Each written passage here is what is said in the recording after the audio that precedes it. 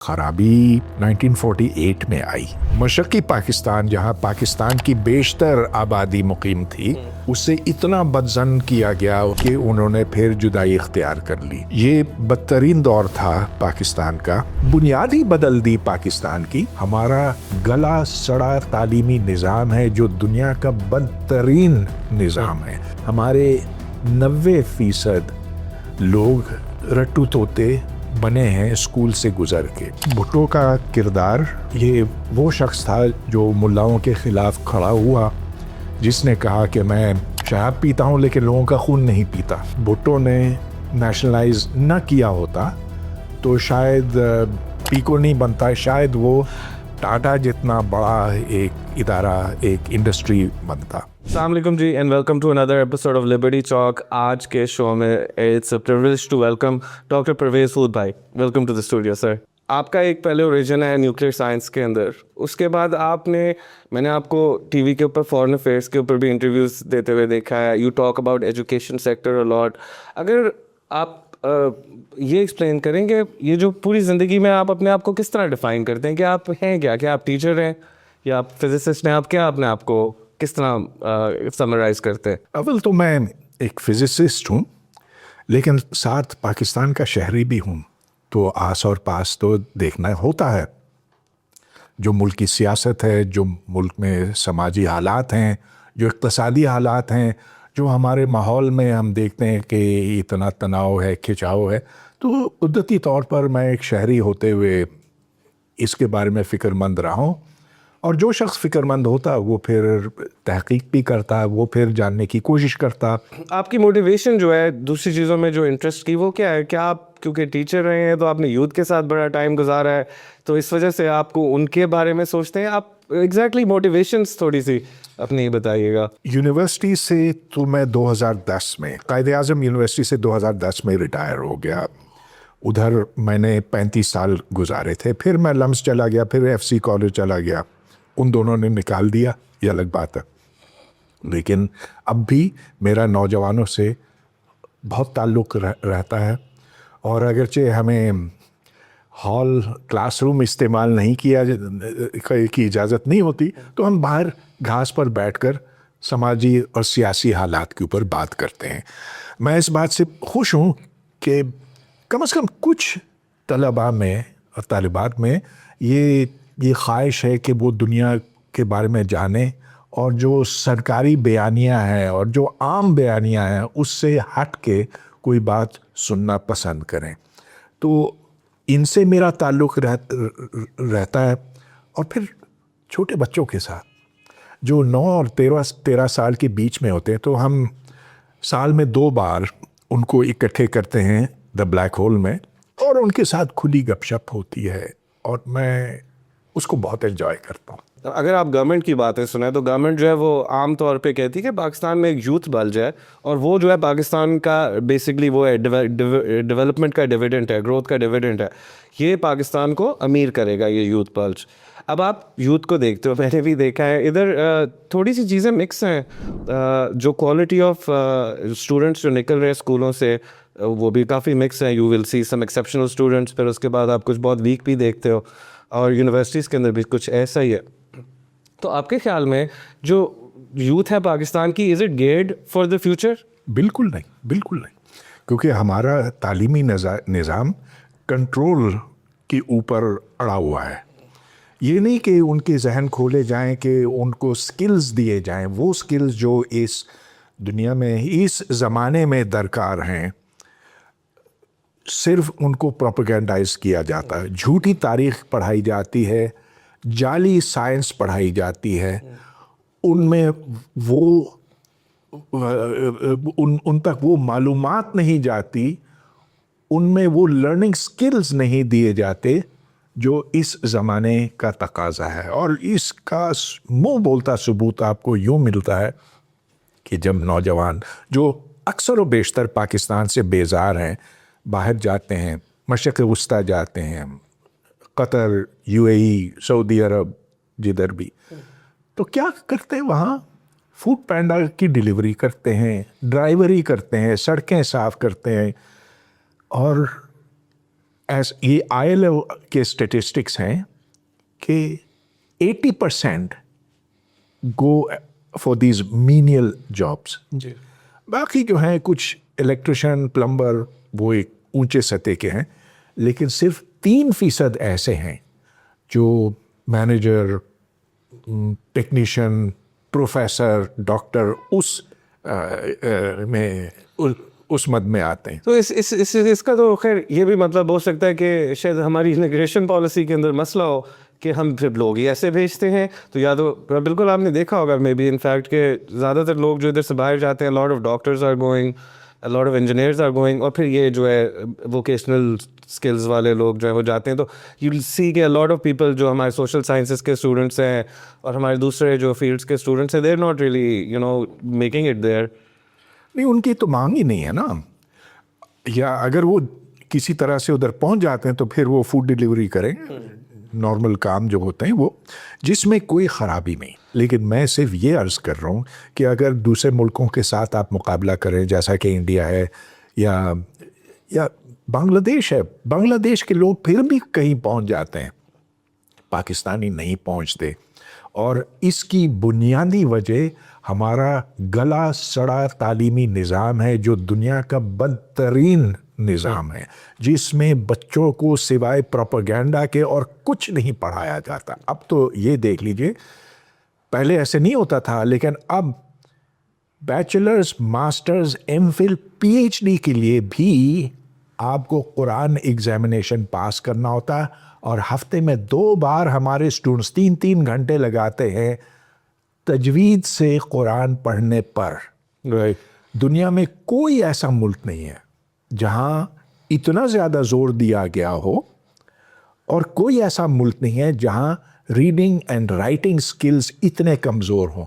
आप छोड़ दीजिए स्टूडेंट्स को, अपने प्रोफेसर से कहें, वो जो हमारी बेहतरीन यूनिवर्सिटियों में पढ़ाते हैं, लम्स और हबीब और उसको छोड़ दीजिए, 2, 3, 4, 5 यूनिवर्सिटियों को छोड़ दीजिए, उनसे कहें, प्रोफेसरों से कहें कि हमें एक लेक्चर अंग्रेज़ी में तो देकर दिखाओ. They can not. वो उल्टी सीधी गलत अंग्रेज़ी बोलते हैं. चलो अंग्रेज़ी को दफ़ा करो, ये हमारी मातृ ज़बान तो है नहीं. एक मैथमेटिक्स के प्रोफेसर से कहो कि वो प्रॉब्लम्स हल करे जो एक अमेरिकन हाई स्कूल एग्ज़ाम में दिए जाते हैं. ये उनसे कहो कि GRE में जो अमेरिकन यूनिवर्सिटीज़ की एंट्रेंस के लिए दरकार है, उसमें अच्छे नंबर लेकर दिखाओ 80 परसेंटाइल में. या उनसे ये कहो, हमारे प्रोफेसरों से, फुल प्रोफेसर, कि IIT के एग्ज़ाम्स में कामयाबी दिखाओ and you will get 5% pass rate. Doctor साहब, फनीली अभी हमने कुछ अरसे पहले जो है IT सेक्टर के अंदर जो है एक एंटरप्रेन्योर के साथ इस तरह की गुफ्तगू हुई, एंड वो भी इस तरह नोट कर रहे थे, कह रहे थे कि हमारे जो ग्रेजुएट्स हैं, जो IT सेक्टर के ग्रेजुएट्स हैं, and we are the 4th largest freelancer contributor to the world. हमारे जो IT के ग्रेजुएट्स हैं वो किसी और के लिए तो काम कर लेते हैं, but they don't know how to do things themselves. और वो जो है अपने प्रोडक्ट्स और अपनी सर्विसेज और अपने जहन से चीज़ें जो है वो बना नहीं पाते. They always need instruction. अब मैं I want to go back to like कि आपका एक पर्सपेक्टिव है वो इवॉल्व किया है टाइम के साथ. आप पाकिस्तान की हिस्ट्री जब देख रहे हैं तो आप इसके अंदर क्रिटिकल मोमेंट्स जो है कौन से आइडेंटिफाई करते हैं जहाँ पे थिंग्स रियली वेंट बैड? ये तो बहुत वसी, बहुत बड़ा सवाल है, लेकिन मैं समझता हूँ कि ख़राबी तो 1948 में आई. ठीक. ऑब्जेक्टिव्स रेजोल्यूशन में, राइट. करारदाद मकासद. फिर जब हंगामे शुरू हो गए पंजाब में अहमदियों के ख़िलाफ़, जो लाहौरी मजहबी मुनाफरत फैली, फिर हमने अयूब ख़ान का दौर देखा जहाँ सिविलियंस को एक तरफ कर दिया गया और 10 साल तक अयूब ख़ान की हुकूमत चली, जिस दौरान मशरक़ी पाकिस्तान, जहाँ पाकिस्तान की बेशतर आबादी मुकीम थी, उससे इतना बदज़न किया गया. उन्होंने अपने आप को इतना मज़लूम महसूस किया, और थे भी, सिर्फ महसूस करने की बात नहीं है, کہ انہوں نے پھر جدائی اختیار کر لی. ٹھیک. یہ بدترین دور تھا پاکستان کا, اور سن 71 میں جو ہم نے دیکھا, جو قتل عام ہوا, نسل کشی ہوئی بنگالیوں کی, وہ سب ہم نے دیکھا. لیکن اس کے بعد جو برا دور آیا وہ ضیاء الحق کا تھا, جس نے پاکستان کو ایک بالکل مختلف بنیاد پہ استوار کرنے کی کوشش کی. دیکھیے جناح صاحب نے پاکستان کی کیوں جدوجہد کی؟ ان کا خیال تھا کہ یہ ایک مسلم ریاست ہوگی.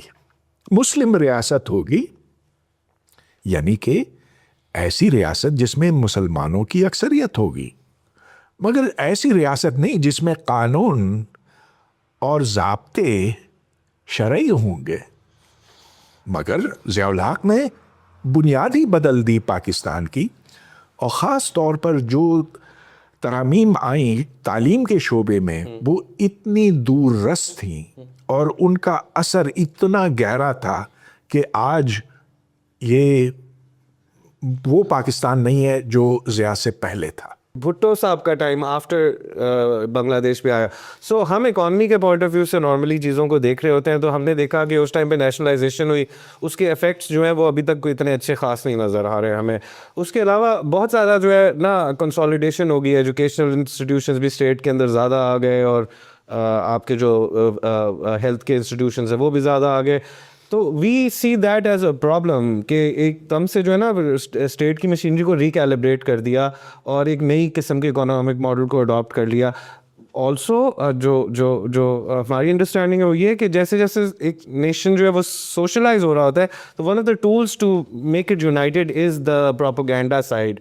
تو وی سی کہ پروپیگینڈا جو ہے وہ ضیاء الحق صاحب کے ٹائم کے اوپر جو ہے وہ کافی زیادہ جو ہے وہ اپنے اس نے جڑیں کر لیں, لیکن I think maybe it started from Bhutto's time. What is your perspective on that? Bhutto کا کردار کئی لحاظ سے دیکھا جا سکتا.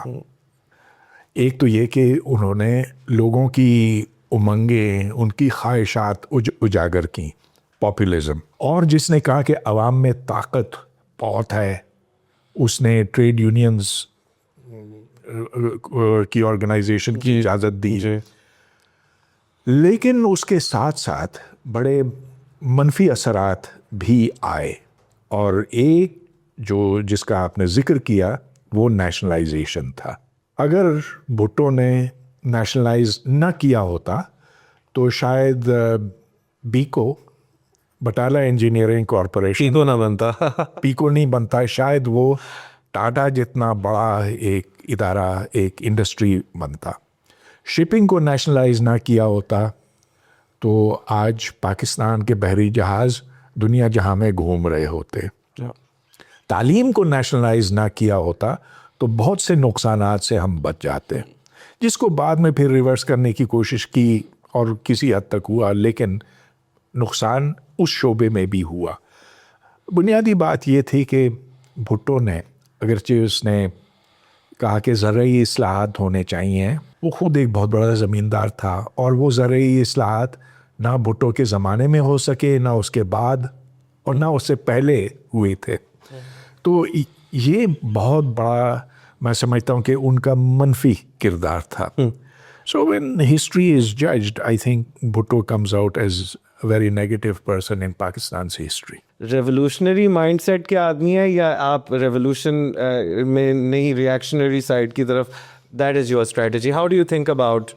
خدا نہ کرے کہ ادھر انقلاب آئے, خدا نہ کرے طالبان والے آ جائیں گے, کیونکہ ادھر ایک ہی انقلاب ہو سکتا ہے اس وقت, اور وہ مذہب کا نام لے کر, اور اس میں تو گردنیں کٹیں گی, لیکن جس کا آخر کوئی اچھا حاصل نہیں ہوگا. لہٰذا میں سمجھتا ہوں کہ اگر پاکستان کو سدھارنا ہے تو وہ ایک تو زرعی اصلاحات سے, اور پھر اس سے بڑی بات یہ ہے کہ اس میں جو دولت کی تقسیم ہے, جو آمدن کی تقسیم ہے, وہ ایک سوچ سمجھ کر کرنے کی ضرورت ہے.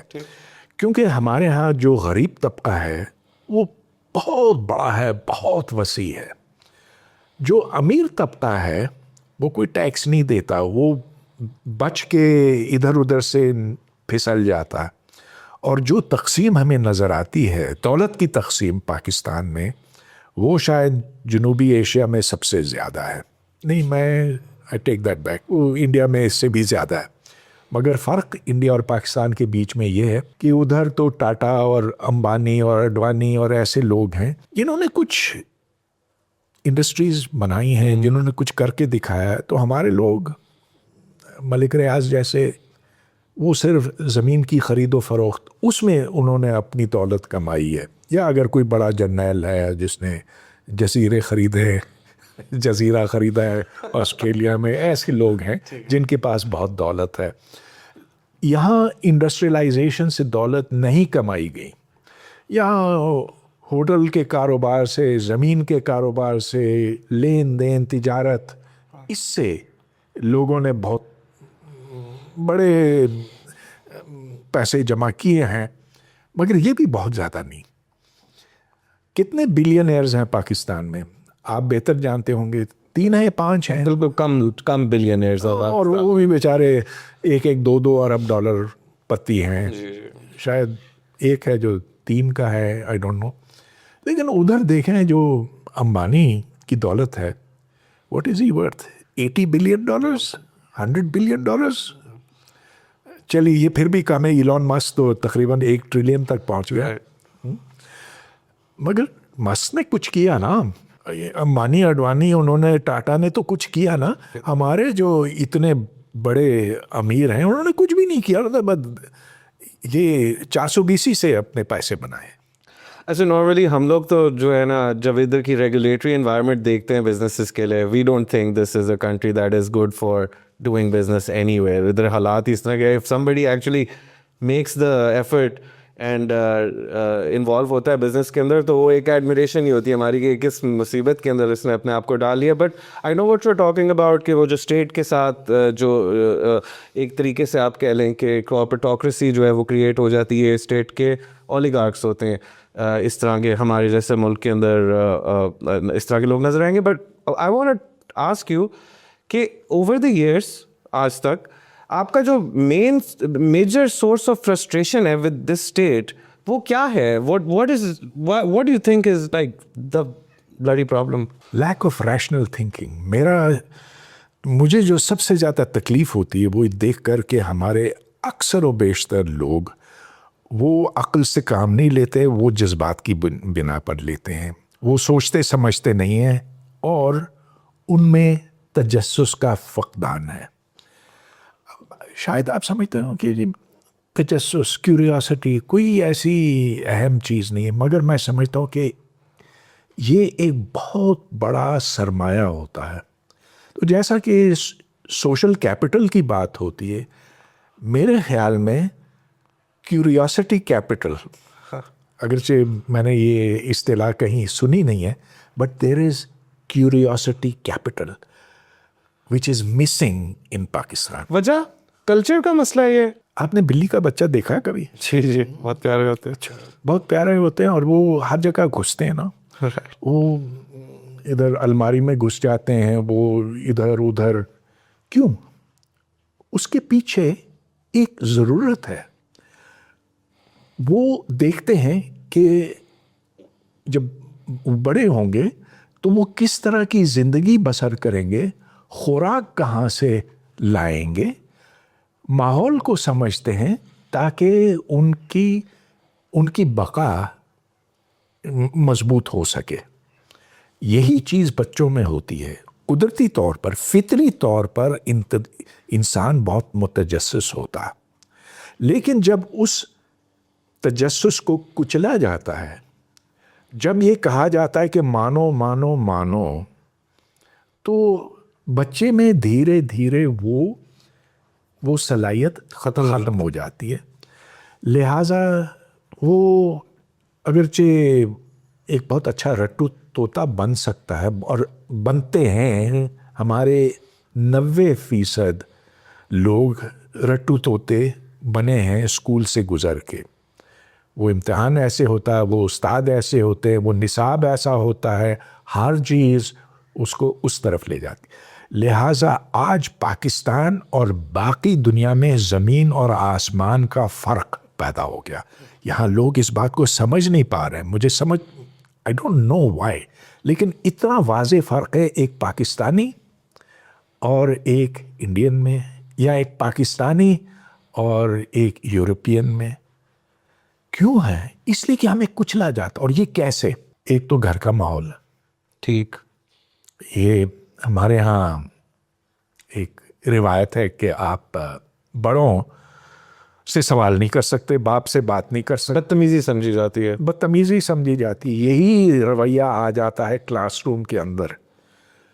अगर कोई बच्चा या कोई नौजवान जो यूनिवर्सिटी में पढ़ रहा है, जिसको आमतौर पे बच्चा कहा जाता है, खुदा रहा, मेरा पीएचडी स्टूडेंट जो उस वक्त कोई 32-35 साल का था, अपने आप को बच्चा कहता था.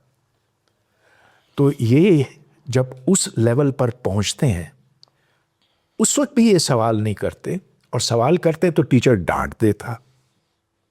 लिहाजा हमारी तालीम अब इस कदर बेकार हो गई है क्योंकि उसमें फ़कत एक चीज़ है, इताअत.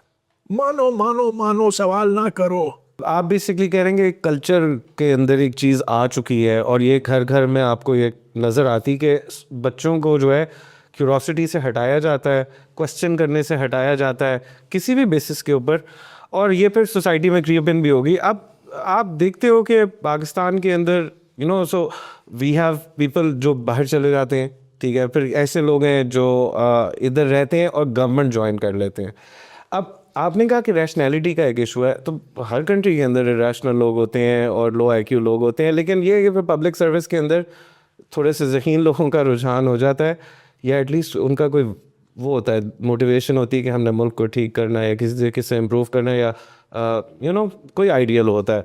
अब इधर हम देखते हैं कि बहुत ज़्यादा लोग जो है ना पब्लिक सेक्टर जॉब्स के लिए जाते हैं और उनके माइंड में कुछ और ही चीज़ें होती हैं. आई रिमेंबर जब मैं CSS के एग्ज़ाम्स देने के लिए दोस्तों को देख रहा होता था, तो somebody would say कि हम DMG में जाएंगे क्योंकि पावर होता है उसके अंदर, और पुलिस के अंदर जाएंगे पावर होता है, फॉरेन सर्विसेज में इंटरनेशनल ट्रैवल मिलता है, एंड सो ऑन. तो इधर ब्यूरोक्रेसी के साथ हमने क्या कर दिया? ब्यूरोक्रेसी थोड़ी सी डैमेज नहीं है इधर, साइकोलॉजिकली थोड़ी सी डैमेज हो गई है. बिल्कुल बिल्कुल. देखिए, फ़ौज और ब्यूरोक्रेसी दोनों ये समझते हैं कि वो पाकिस्तान के हुक्मरान हैं, और उनसे यही एक्सपेक्ट भी किया जाता है कि आप हुक्मरानों की तरह बिहेव करेंगे. लिहाजा उनमें तो आप कोई जिद्दत की उम्मीद नहीं कर सकते. लेकिन मुझे ज़्यादा जो तकलीफ़ होती है ना, क्योंकि मेरा ताल्लुक़ अरसे दराज 50 साल से इंजीनियरिंग और साइंस के साथ रहा है, तो मैं देखता हूँ कि यही चीज़ हमारे इंजीनियर में और साइंस के डिग्री याफ्ता लोगों में आती है. मैं उनको साइंटिस्ट ही नहीं कहूँगा, गो कि उनके PhDs भी हो सकते हैं, कि उनमें वो रवैया नहीं है, वो फ़िक्र नहीं है. साइंटिफिक मेथड, जो साइंटिफिक मेथड कहलाता, बहुत thank you for using the word scientific method, जिसमें ये, जिसका बुनियादी कुलिया ये है कि हम किसी चीज़ को नहीं मानेंगे जब तक दलील, इस्तदलाल, सबूत, तजर्बा की कसौटी से वो गुजरे ना. So that runs against the grain of Pakistani society. जब तक यहाँ कोई फ़िक्री इनकलाब नहीं आता, मुझे देखिए वो इनकलाब नहीं, खूनी इनकलाब नहीं चाहिए, मुझे फ़िक्री इनकलाब चाहिए. जब तक वो नहीं आता तो बस मामला यूं ही चलेगा. बिकॉज आपका एक साइंटिफिक बैकग्राउंड है, ठीक है, तो you have a unique way of looking at how things might progress in the future. अब आपके टाइम पे ही जो है आपने देखा होगा कि सोशलिज्म भी उठा, फिर सोशलिज्म भी बैठा, या कम्युनिज्म उठा, कम्युनिज्म भी बैठा, इंडस्ट्रियल रेवोल्यूशन आई, फिर अब हम आ गए AI के फेज़ में आ गए हैं. उससे पहले पिछला जो फेज़ था वो इट वाज अ डिजिटलाइजेशन का फेज़. तो अभी अगर आपके पास कोई एडवाइस हो पाकिस्तानीज़ को कि ये देखो AI आ गया है, एक तो बात है मुझे आपने बताना है कि व्हाट डू यू थिंक इस technology, is it the next technological leap forward, اور دوسرا کہ واٹ وڈ یو سے ٹو دا ینگ پیپل کہ آپ اب ان ٹیکنالوجیز کے ساتھ آپ کی کیا انگیجمنٹ ہونی چاہیے, کیا انٹریکشن ہونی چاہیے, and do you see society evolving in as a reflection of these technologies? Every society evolves according to the technology available to it and the resources available to it. یہ بات آپ کی بالکل ٹھیک ہے. آپ نے بہت سے سوال کیے. اچھا, اس دور میں کیا کوئی ایسے ماڈلز ہیں جو ہمارے لیے مشعل راہ ہوں؟ آپ نے کہا سوویت یونین کولیپس ہو گیا, کیوبا اب کولیپس ہونے والا ہے کیونکہ میں نے سنا ابھی صاحب نے, ہاں, مگر وہ شاید سوشلزم کی وجہ سے نہیں, وہ امریکہ کی وجہ سے, وہ تو اور بات ہے. ہمارے سامنے کوئی لیزے فیئر کیپٹلزم, کھلی سرمایہ دارانہ ریاست نہیں ہے, کیونکہ اگر ضابطے نہ ہوں, اگر روک بیچ میں بیریئرز نہ لگائے جائیں تو سرمایہ دارانہ نظام اب خودکشی کر لے گا, کلیپس ہو جائے گا. یہ تو پتہ ہے آپ کو کہ جب تک ضابطے نہ ہوں, جب تک عدالتیں نہ ہوں, جب تک ایسے لوگ نہ ہوں جو اس پر عمل کرائیں, تو چھینا جھپٹی میں سب ختم ہو جائے گا. So there is no pure capitalist country in the world. امریکہ کسی حد تک ہے, لیولز ہیں, لیکن میرے نزدیک جو اسکینڈینیوین ممالک ہیں, ڈنمارک, سویڈن, ناروے, یہ دنیا کے لیے ایک مشعل ہیں, اور ادھر ہر پاکستانی کی کوشش کی ادھر جائیں. ادھر ٹیکسیشن 50% ہائر لیولز پر اس سے بھی زیادہ ہوتی ہے, جس کی وجہ سے وہاں ایک نیم سوشلسٹ قسم کا نظام ہے جس میں اکثر و بیشتر لوگ خوش ہیں. شاید یہ 3 ملک اس سطح پر ٹیکنالوجیکلی نہیں پہنچ سکے جہاں امریکہ پہنچا ہے, لیکن آخر یہ چھوٹے ملک ہیں. تو میں سمجھتا ہوں کہ وہ ماڈل دنیا کے لیے بہتر ہے. اب آپ جو اے آئی کے بارے میں کہہ رہے تھے, میں اے آئی سے تو بہت فائدہ ہی اٹھا رہا ہوں اور مجھے بہت مزہ آ رہا ہے اپنے شعبے میں, کیونکہ وہ بہترین میتھمیٹکس کر لیتا ہے, اور جو میں ہاتھ سے کرتا تھا اور بہت راتوں کو میرا پسینہ آ جاتا تھا, وہ اب مجھے راہ دکھانے لگا ہے. یہ نہیں کہ وہ مسئلے حل کر سکتا, اور اگر میں اس سے استفادہ کر رہا ہوں تو مجھ جیسے ہزاروں نے اس سے کیا ہوگا. تو یہ ایک چیز ہے جو میری ذہنی صلاحیت بڑھا رہی ہے. So I very very happy about A I. لیکن اب اس کا ایک دوسرا پہلو بھی ہے, کیونکہ وہ آپ کو جواب ایسے چٹکی بجانے میں دے دیتا ہے نا, تو میں یہ دیکھ رہا ہوں کہ میں پھر کم محنت کرنے لگتا ہوں. میں پھر اس کے جواب سے مطمئن ہو جاتا ہوں, کھوج نہیں لگاتا ہوں. اچھا, اب میں اپنے آپ کو ایک ویل ٹرینڈ انسان سمجھتا ہوں. ایسے لاکھوں ہیں, but I belong to the well trained people. جس کی ٹریننگ نہ ہو, جس کو چٹکی بجانے میں ہر سوال کا جواب مل جائے, تو اس کا تجسس کم ہو جاتا ہے, اس میں صلاحیت جو قدرتی طور پر بنتی وہ بننا ختم ہو جاتی ہے.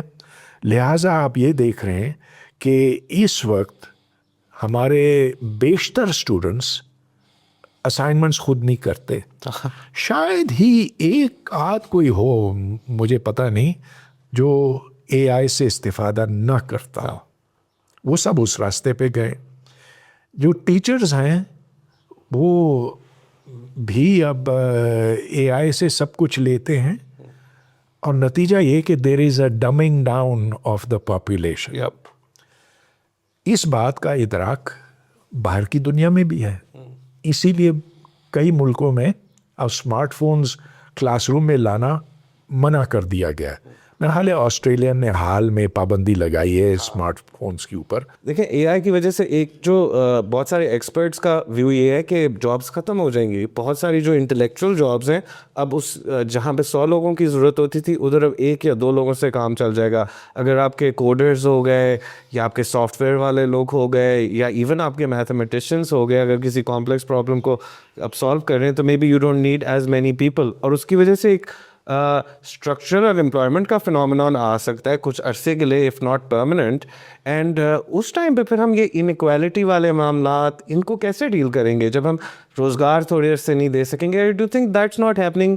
میری بات غلط ہے؟ پاکستان پہ تو ایسا کوئی اثر نہیں پڑا میرے خیال میں, کیونکہ ادھر انٹلیکچوئل کام ویسے اتنا کم ہوتا. جو رکشہ والا ہے اس پر کیا اثر پڑا؟ ہاں ایک لحاظ سے پڑا, ایک لحاظ سے. اب لوگ زیادہ یہ یینگو اور کری ایسے ہیں, وہ بھی تو اے آئی ہے نا. اے آئی نے یہ دیکھ لیا ہے کہ کون کہاں کھڑا ہے, اس کو یہاں سے وہاں جانے میں کتنا وقت لگے گا, کرایہ کتنا بنے گا, منافع کتنا بنے گا, وغیرہ وغیرہ. تو اس لحاظ سے کچھ ہلکا پھلکا فرق پڑا ہے. ٹیکسیاں ختم ہو گئی ہیں کراچی میں مثال کے طور پر اس وجہ سے, لیکن پھر بھی ٹیکسی والا تو ہے نا, رکشہ والا تو ہے, سڑک بنانے والے تو ہیں, یہ مزدور ہیں. تو اے آئی کا ہمارے اوپر ابھی تو کوئی ایسا فرق نہیں پڑے گا. جو آٹومیشن فیکٹریوں میں ہے اس سے وہ زیادہ ہوگی, لیکن اب تک تو نہیں ہوئی ہے. لہٰذا اگلے 10 سال میں بھی کوئی اتنا اثر نہیں ہوگا اے آئی کا. آپ باہر کی دنیا کے بارے میں اگر پوچھ رہے ہیں تو ادھر تو حالات اور ہیں نا. ادھر تو ایسے ہے کہ اب سیلف ڈرائیونگ کیبز ہیں, اب روبوٹس ہیں جو گاڑیاں خود ہی اسمبل کرتے ہیں. آپ کوریا میں دیکھیں, چائنا میں دیکھیں, تو اب ادھر مزدور کم ہیں کیونکہ روبوٹک جو اسمبلی لائنز ہیں وہ سب بہت بہترین کام کر لیتے ہیں اور روبوٹس بہتر اور بہتر ہوتے چلے جائیں گے.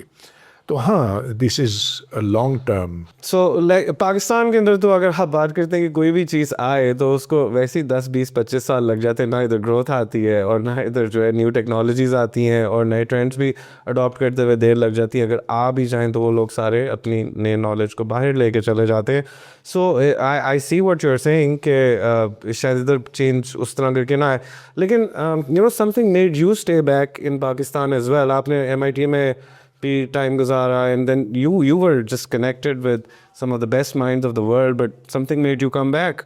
تو and something keeps you staying here. تو وہ کیا ہے؟ بس جب ضد چڑھ جائے نا تو بس پھر اس کا کوئی علاج نہیں. ٹھیک ہے. So you really feel invested in this country's progress. اب اتنا وقت گزر کے I am not going to reassess what I'm going to do. ادھر چیلنجز وہی ہیں جو 55-60 سال پہلے تھے اور میرے مرنے تک وہی رہیں گے, یہ تو مجھے پتہ ہے. لیکن لڑنا تو ہے تو وہ ہم لڑیں گے. لیکن دیکھیے اے آئی پر پھر ہم لوٹتے ہیں اور مستقبل پہ.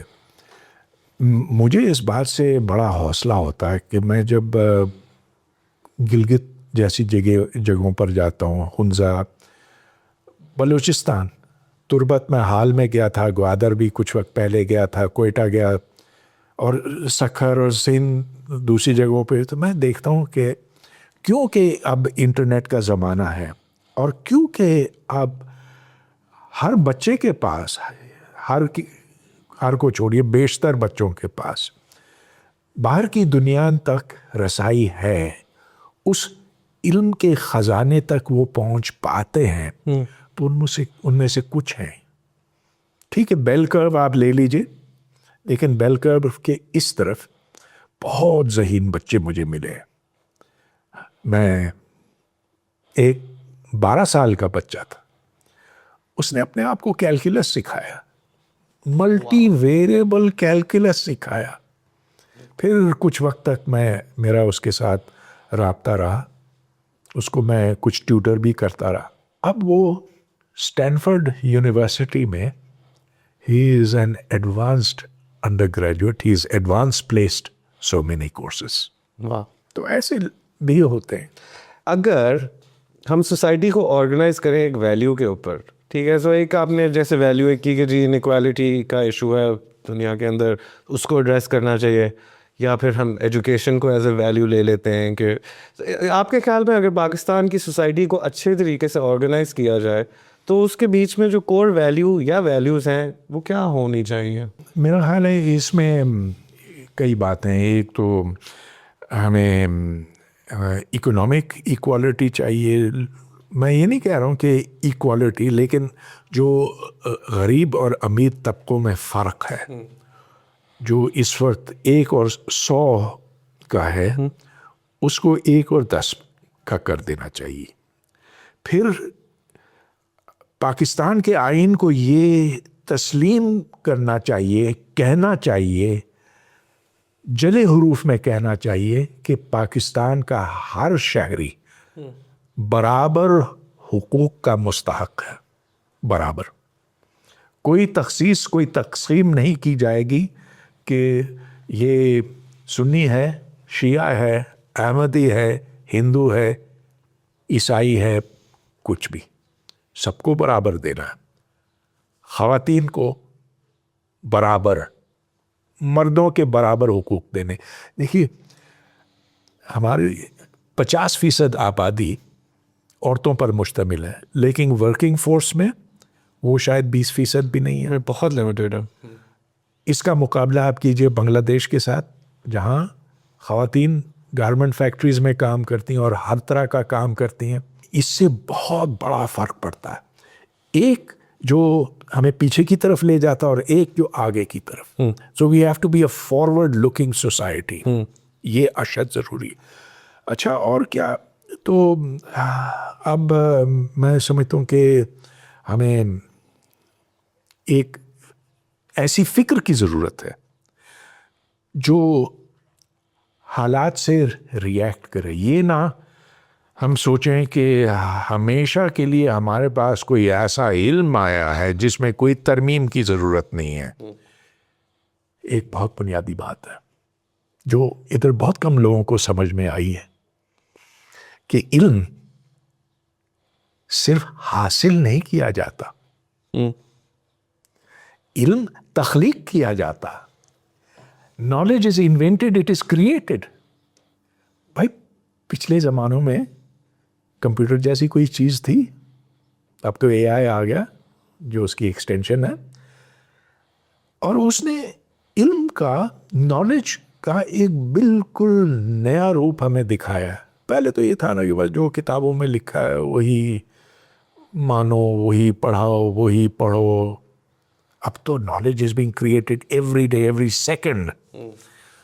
So that adaptive mind has to be created. अच्छा, इधर let me challenge you little bit. मैं इधर आपसे एक पूछता हूँ कि चलो एक इल्म होता है, ठीक है, सो देयर इज नॉलेज, ठीक है, for which you require lot of information, and apparently everybody here has a lot of knowledge, ठीक है, उनको सब पता है कि क्या करना है, ठीक है. आप किसी पॉलिटिशियन से पूछो, आप किसी रिलीजियस क्लरिक से पूछो, वो आपको A to B जो है पूरी दुनिया की सारी चीज़ों के बारे में आपने जो करना है वो बता देगा. But there is also something called wisdom, ठीक है, हिकमत शायद. And maybe, you know, people like Alan Watts who would say कि, you know, it comes from believing कि आपको नहीं पता इतना ज़्यादा. So you have this grounded perception of yourself कि मुझे नहीं पता चीज़ों के बारे में. इधर तो सारों को पता है. तो do you think कि it's actually a lack of knowledge that's the problem, or it's actually something? नहीं, नॉलेज को आप दो हिस्सों में तकसीम करें ना.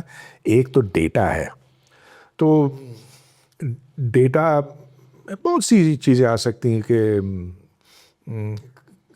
वो क्रिकेट मैच जो आज से 10 साल पहले खेला गया था, उसमें कितने रन बने से, कितने रन बनाए.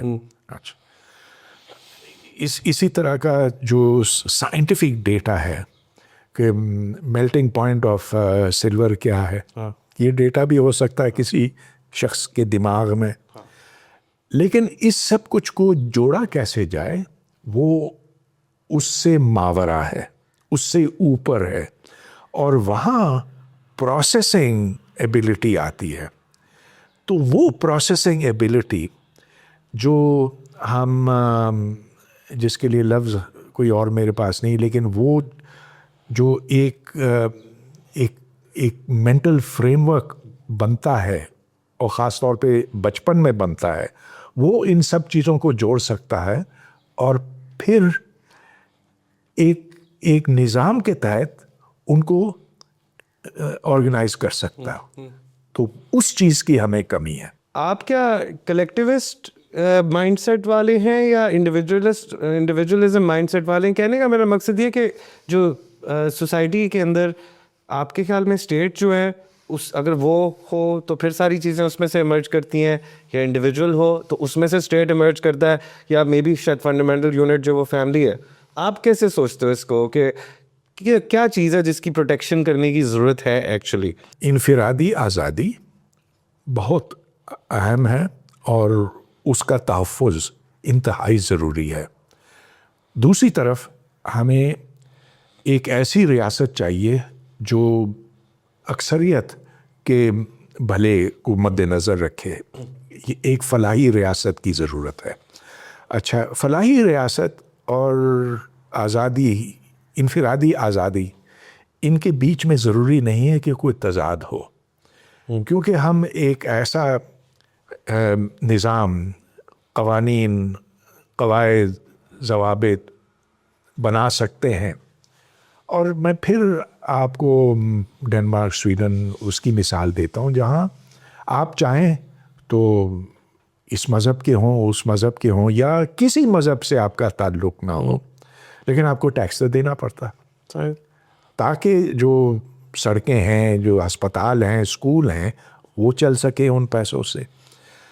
یہ بہت کمپلیکس مشینری ہے اور وقت کے ساتھ اس کے خد و خال, اس کی شکل و صورت بھی بدلتی جاتی ہے.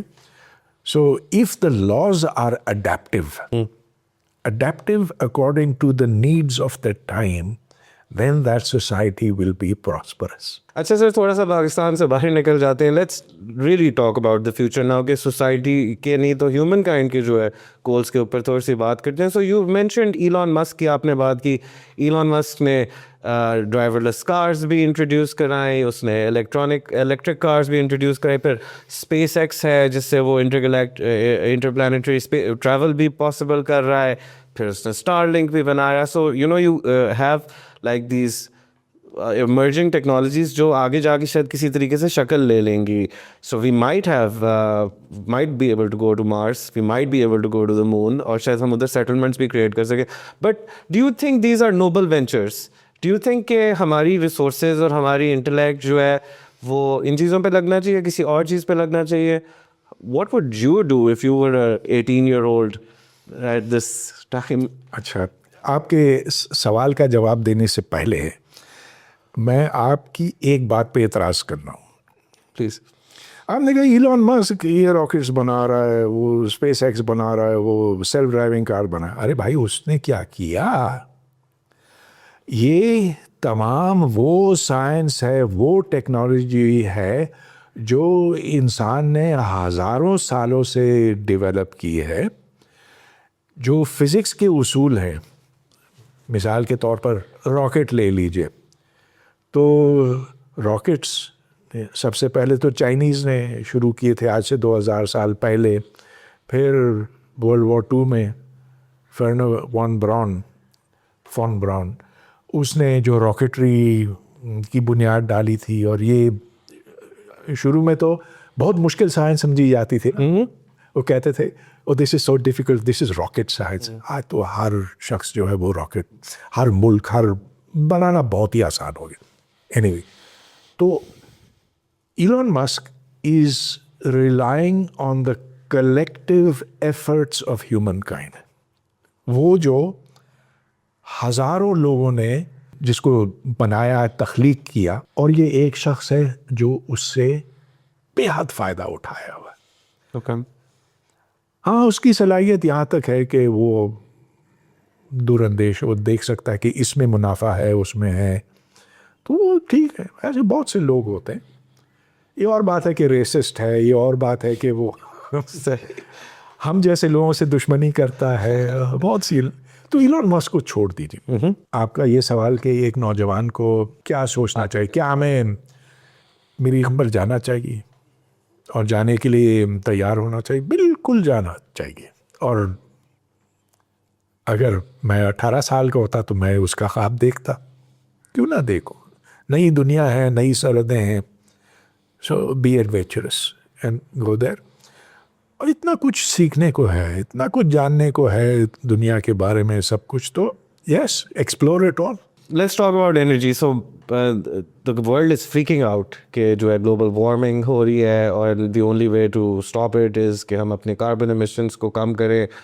اور you're a nuclear scientist, اور آپ کے ساتھ نے تو اتنا ایک وہ ہے کیا نام ہے, انرجی کا ریزرو جو ہے وہ سامنے ہے, thermal energy کا. So do you think کہ اب اگر پاکستان جیسے ملک, ایون ساؤتھ افریقہ, بہت سارے ملک جو ہیں وہ ویسے ہی اسٹرگل کر رہے ہیں اپنے انرجی سیکٹرس کو مینٹین کرنے کے لیے, اور گلوبلی بھی جو ہے وہ اسٹرکچر میں چینج لانے کی کوشش کر رہے ہیں, تو انرجی کا فیوچر جو ہے وہ کیا ہے؟ Which technologies do you think are going to be viable, and how is it going to be changing in the next 10 maybe 15 years?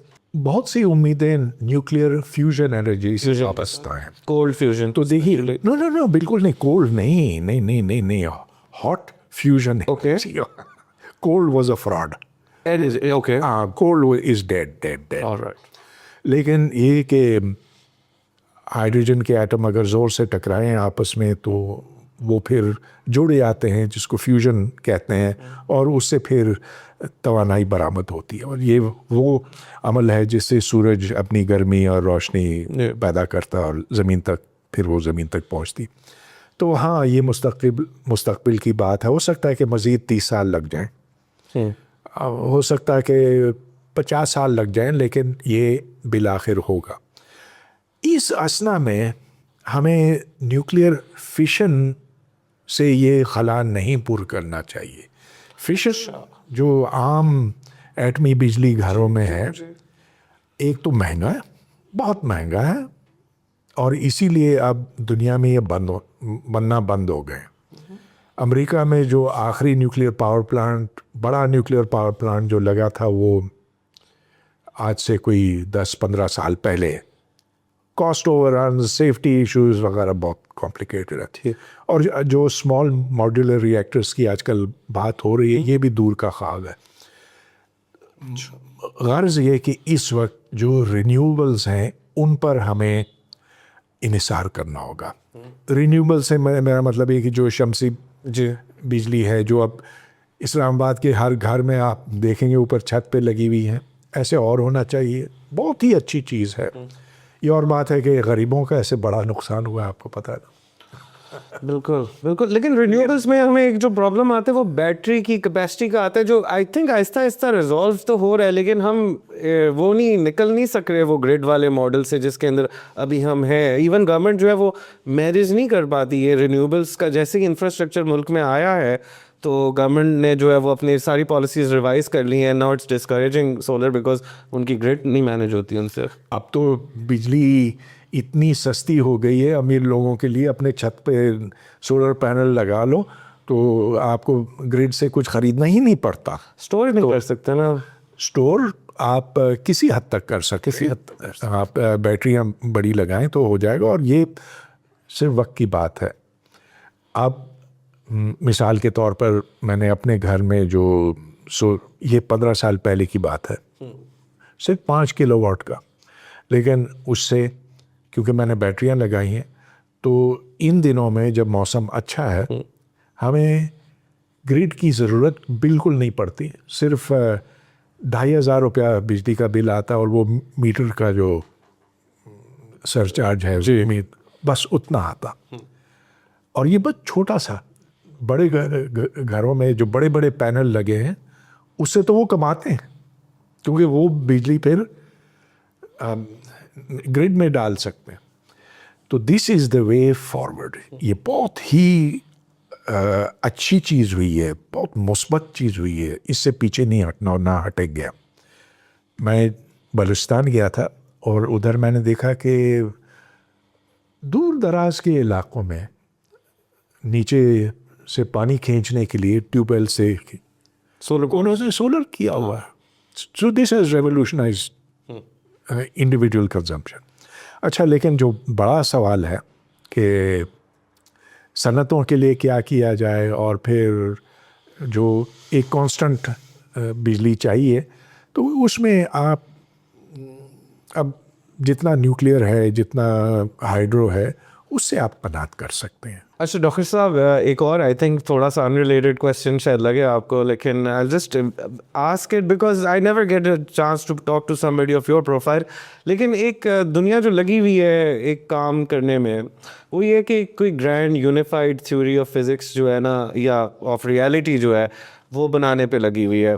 اور ایک ایسا انڈیور ہے جس کو بڑے عرصے سے پرسو تو کیا جا رہا ہے, لیکن وہ کہیں پہ پہنچا نہیں جا پا رہا. اینڈ دا نیور ڈیولپمنٹس جو ہیں وہ ہماری وہ فزکس سے زیادہ میتھمیٹکس ہیں, and you know really trying to figure out کہ یہ ہر ساری چیزیں جوڑی کیسے. آپ کے خیال میں یہ جو گرینڈ یونیفائڈ تھیوری ہے, کیا یہ ایکچولی کوئی فزکس کی تھیوری ہی ہوگی, اور کس طرف آپ کو سمت نظر آ رہی کہ چیزیں کس طرف جا رہی ہیں؟ میں اس تھوڑی سی وضاحت کروں. اس وقت جو فزکس کا فریم ورک ہمارے پاس موجود ہے, تھیوری کا لفظ مجھے استعمال کرنا اتنا اچھا نہیں لگتا ہے, اس لیے کہ عام زبان میں تھیوری ایک مشکوک چیز سمجھی جاتی ہے, لیکن سائنٹسٹ کے لیے تھیوری بہت مضبوط چیز ہوتی ہے. So I don't want to get into that. لیکن اس وقت جو ہمارے پاس فزکس کا فریم ورک موجود ہے وہ اتنا مضبوط ہے کہ ہم کائنات کی ابتدا کی جو شروع کے لمحات تھے, یعنی کہ 1/10,000th of a second after the universe was born, اس ابتدائی لمحے سے لے کر آج تک اس فزکس میں کوئی تبدیلی آئی نہیں, اس میں کوئی ترمیم کرنے کی ضرورت ہی نہیں, قطعاً نہیں, اس لیے کہ ہم نے بارہا ٹیسٹ کیا ہے. اور تھیوری آف ریلیٹیوٹی کے تو ہر وقت ٹیسٹ ہوتی رہتی. آپ جی پی ایس جو استعمال کرتے ہیں, اس میں جو جنرل تھیوری آف ریلیٹیوٹی ہے وہ استعمال ہوتی ہے جاننے کے لیے کہ زمین سے دور جب سیٹلائٹ ہوگا یا زمین کے قریب ہوگا تو کیا فرق پڑے گا, down to 1 billionth of a second, جس کی وجہ سے آپ اب گوگل سے انسٹرکشنز لے سکتے ہیں. جو گوگل آپ کو بتائے گا کہ ادھر سے مڑنا ہے یا ادھر سے, یا اتنا آگے جا کے لیفٹ کو ہونا ہے, رائٹ کو ہونا. It's because our theories are so firm, اتنا مضبوط ہے.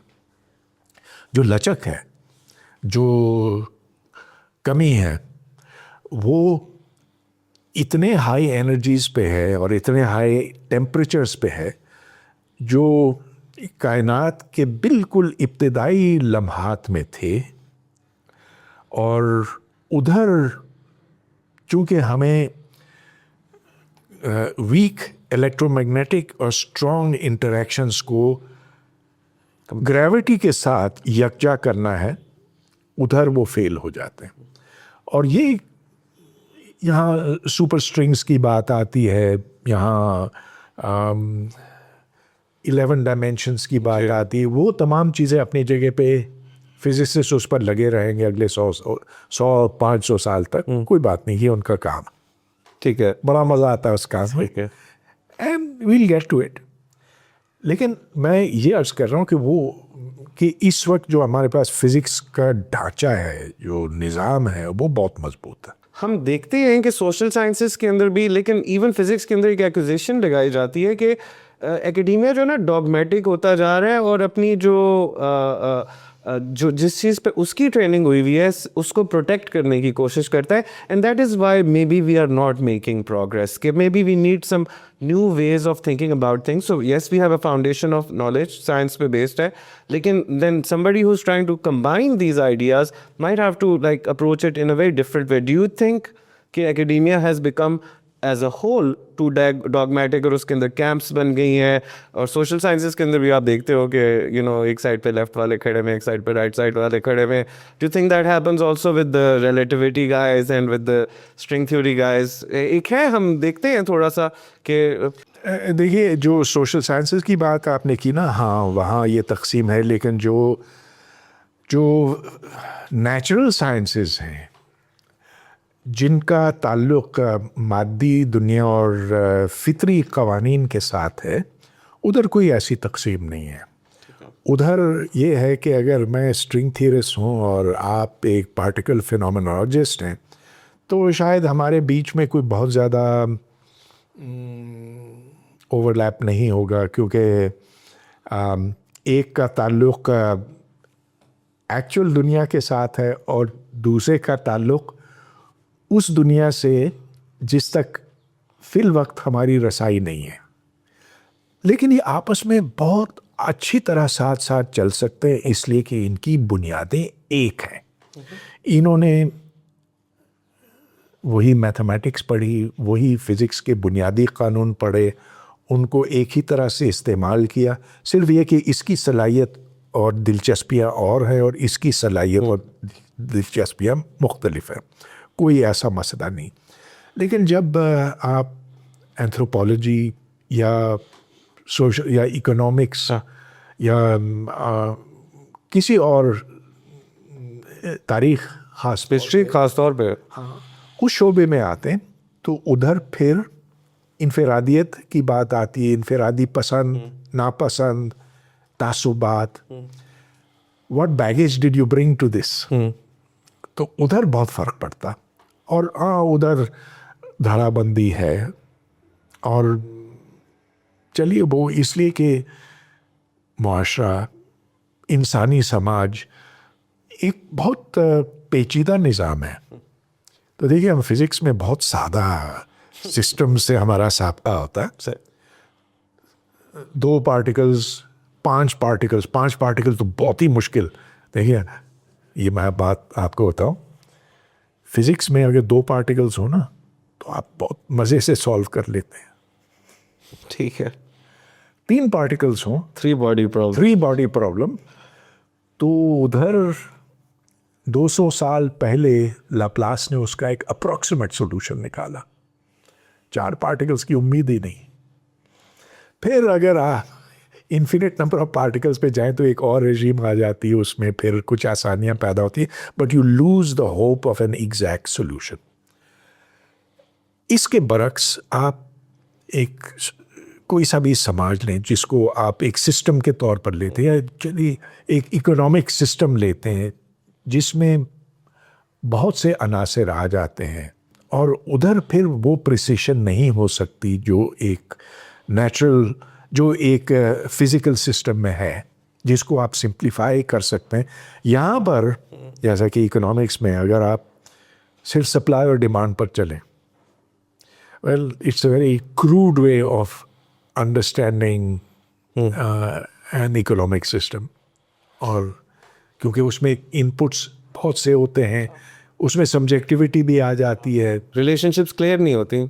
इसका मतलब ये नहीं कि जो सोशल साइंसेस हैं इनकी कम ज़रूरत है, इनकी भी इंसानी समाज में उतनी ही ज़रूरत है जितना कि नेचुरल साइंसेस की है। थोड़ी देर के लिए ना आप मेरे आंखें बंद करें और सोचने की कोशिश करें कि हम 60s में और हमने जो है मून लैंडिंग की है, ठीक है। अब उस टाइम पे सारे लोग, and you were a young man also, you thinking दुनिया बदलने लगी है और कितना आगे चले जाएंगे हम, and now in 2026, and is it compatible with your expectations? I think people thought we'd be far ahead from where we are now.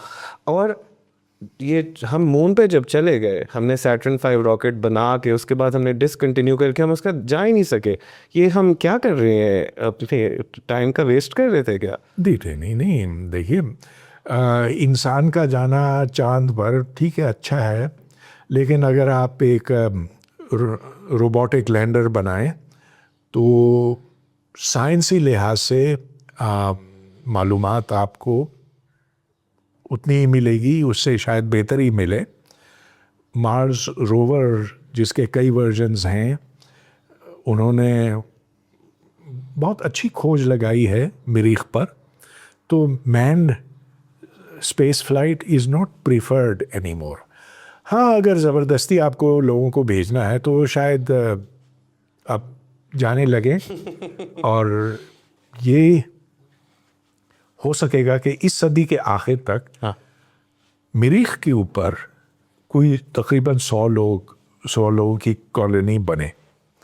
अब ये सोशल साइंस के लिहाज से बहुत ही एक दिलचस्प किस्म का एक्सपेरिमेंट होगा. that's right.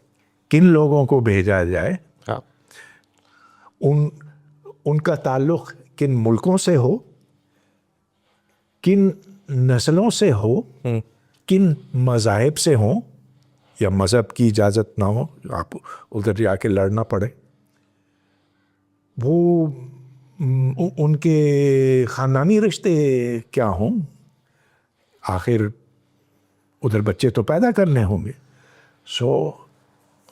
मैं आपको बताऊं कि मेरा जो लेवल ऑफ रोमांटिसिज्म था इस हवाले से वो इतना ज़्यादा था कि शायद 2005 या 2006 के अंदर एक प्रोजेक्ट अनाउंस हुआ था मार्स 1 के नाम से, जिसने पहली कॉलोनाइजेशन करनी थी. और वो ना रिक्रूट्स ढूंढ रहे थे ऐसे लोग जो वन वे ट्रिप के लिए जो है ना राज़ी हो जाएं. और मैं बड़े शौकीन तरीके से मैंने भी उसमें एनरोल किया. And I tell you what कि one man from Pakistan was selected. And मैं उनका सरनेम मुझे याद है, Fords. Is a Christian man. ये मेरी अंग्रेज़ी की टीचर जो 5वीं में अंग्रेज़ी की टीचर होती थी उनके वालिद साहब थे. So was older man and so more suited to go on a one way trip and not be able to come back. So I thought the whole idea of it was very fascinating. लेकिन एक ना frustration creep in करती है कि I thought you know we have done many great things, and while we have done many great things, somehow they're not really that accessible to people like myself and people of the ordinary predisposition. So I find that a little disappointing. And ये आपके हाथ में क्या है? Phone जी. ना ये कोई कमाल की चीज़ नहीं है. इससे बड़ा कमाल क्या हो सकता है? बेशक that's true, but maybe what I'm talking about is something more nobler, and this ये होता क्या है कि हमारे पास टेक्नोलॉजीज आती हैं और हम उसको ना अपनी बेस लेवल डिज़ायर्स को कंप्लीट और फुलफिल करने के लिए तो इस्तेमाल कर लेते हैं. लेकिन really big things, we talked about free energy and we talked about क्या क्या चीज़ें. जब न्यूक्लियर आया था तो तब भी हमने कहा था अब मसले ख़त्म. मेरे ख्याल में साइंस ने तो बहुत तेज़ी से तरक्की की है और कर रही है, और इसकी रफ्तार में मज़ीद तेज़ी आई है. लेकिन इंसान अब भी ज़हनी तौर पर गारों में रहने वाला है और वो वैसे ही बंदर है जैसे पहले था. हम छोटी चीज़ों के ऊपर लड़ लेते हैं. हम कहते हैं कि ये इलाका मेरा, वो कहता है ये इलाका मेरा. डंडे लेकर एक दूसरे पे चल पड़ते हैं, मार कुटाई शुरू हो जाती है. सिर्फ ये कि अब डंडे नहीं हैं, अब न्यूक्लियर वेपन्स हैं, अब ड्रोन्स हैं, अब टैंक्स हैं, अब सब कुछ है.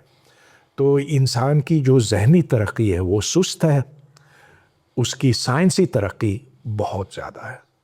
ये अलमिया है. डॉक्टर साहब, अगर कोई if anything you want to से towards the end before we wrap up. सच गोई बहुत ज़रूरी है.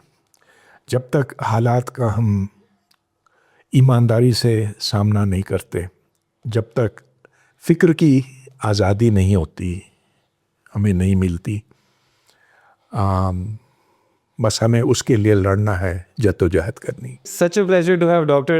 Saab in the office, in the studio, and I think एक ऐसी गुफ्तगू which really just puts things in some kind of broader perspective. Obviously, Prime as an economic think tank जो है usually keeps a very narrow focus on the economy, but ये सारे ideas जो हैं ये बेसिकली एक दूसरे के साथ जुड़े हुए हैं. इकॉनमी भी जो है it is just part of that whole broader philosophical base जिसके ऊपर मैनकाइंड कितने अरसे से काम कर रही है. So thank you for joining me in the studio, and I hope that हमें और गुफ्तगू करने का मौका मिले, and I keep looking for topics that we can talk about. I think कि बहुत सारा जो हमने इंटेलेक्चुअल कैपिटल हूद भाई जैसा हमने इस मुल्क के अंदर वेस्ट ही कर दिया है.